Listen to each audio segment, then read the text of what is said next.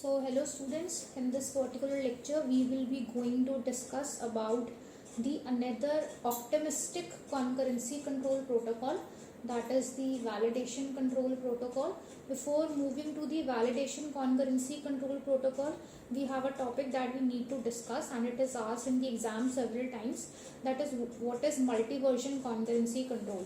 Multi-version concurrency control, the name as suggests, is a type of a concurrency control protocol where several versions of an item are maintained.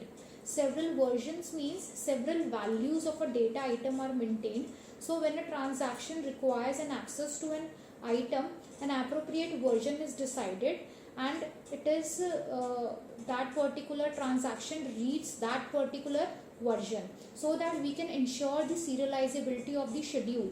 The idea is that if you can see in the time stamping ordering protocol, what we were doing is we were continuously rejecting the request of our older transaction, that is TI, if you remember the algorithm.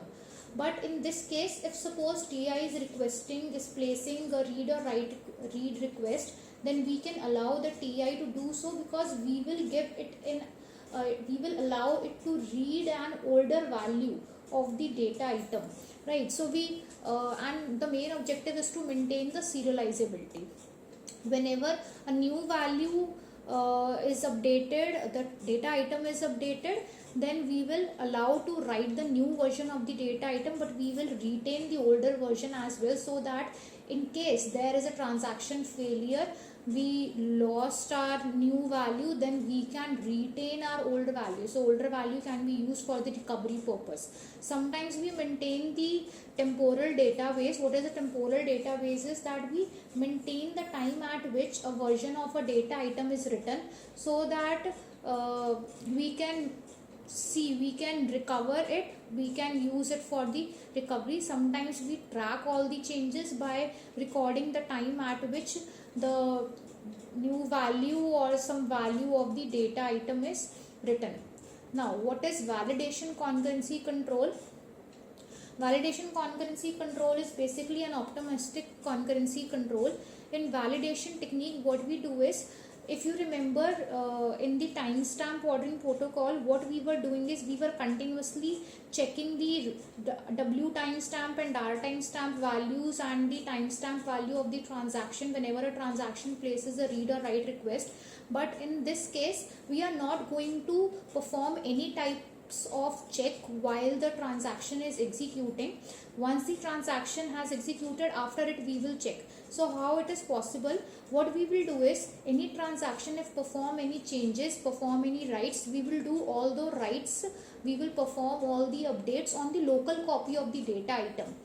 After performing the writes on the local copy, then we will check if we should perform we should carry out these changes that I have performed on the local copy to the main database, so that our serializability order should be maintained, right? So this is the main objective, this is the main concept behind this. So during the execution, all updates are applied to the local copies of the data items that are kept for transaction. When the transaction completes its execution, a validation phase, we use a validation phase to check whether the changes should be applied to the database, and it depends on the serializability. So we have three different phases that a transaction enters into. First is the read phase.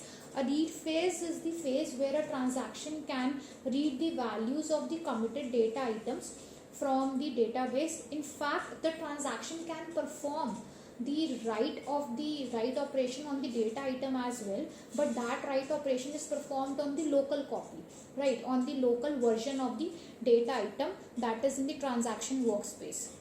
Then once all the read write operations are performed, the transaction enters into the validation phase.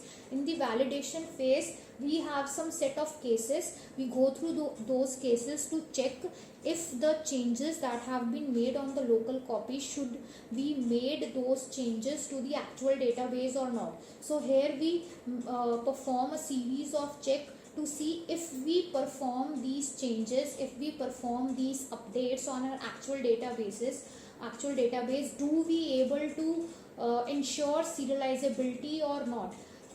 Is if the updates that we have made on the local copy, if they are violating the serializability, then we discard the changes and we do not perform any changes on our actual database, right? After the validation phase is performed, we enter into the write phase. This is the actual phase where if the validation phase is successful, that is, if we have passed all the test, and if the validation phase is successful, it means the changes that we have made on the local copy of the database, they are not violating the serializability. Then finally we perform the changes to the main database, otherwise the updates are discarded. So this technique is optimistic because they assume that little interference will occur, but we will not perform any type of test while the transaction is executing. So how the validation test is performed, or what are the checks that are performed in the validation phase? Let's have a look.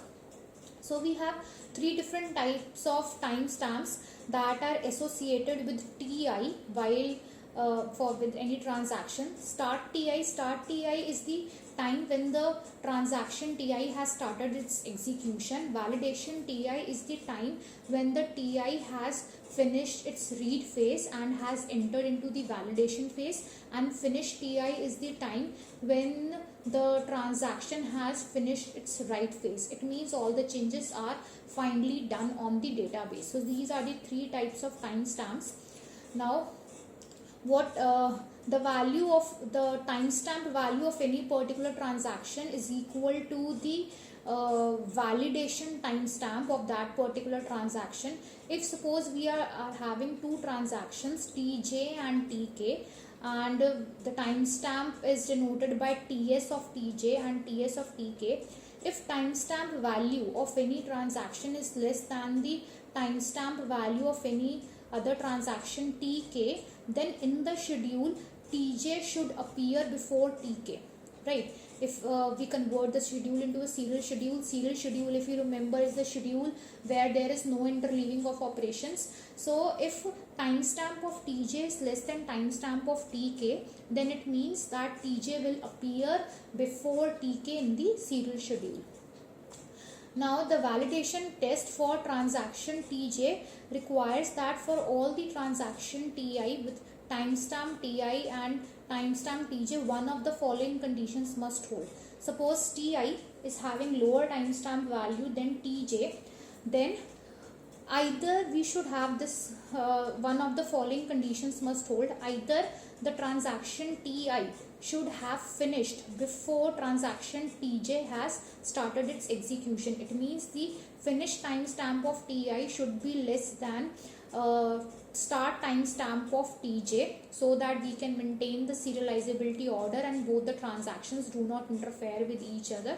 Or what we can have is the set of data items written by TI does not intersect with the set of data items read by TJ, right? To ensure this, the finish time of TI should lie between the start time of TJ and validation time of TJ. It means it can happen that TI is still continuing after the start of transaction TJ, but TI should finish its write phase before TJ enters into the validation phase. If one of the condition holds, then we can say that we are able to maintain the serializability order. You can see this using this example. Suppose this is example. The start phase of T14, the read phase. The read phase of transaction T14 starts here. The read phase of transaction T15 starts here, right? The validation phase of T14 starts here. Here is the write phase of the finish phase, the finish timestamp of T14. Here is the validation phase of T15. Now what we have just said is that the finish timestamp of TI who is having lower timestamp than TJ, the finish timestamp of TI should lie between the start time of Tj and validation timestamp of Tj. It means Ti should finish between the start and validation of Tj. So you can see this here, T15 has started. Here T15 has entered into the validation phase. Here T15 started. Here T15 has entered into the validation phase. In between these 2 points, we have finished our T14, a transaction who is having lower timestamp than T15, right? So this is the starting point, the start timestamp of T15. This is the validation time stamp of T15, and according to the test, if you see according to case B, we have finished our transaction T14 in between these two. So yes, this particular schedule is following the validation concurrency control protocol, and we are able to maintain the serializability order here. So thank you class.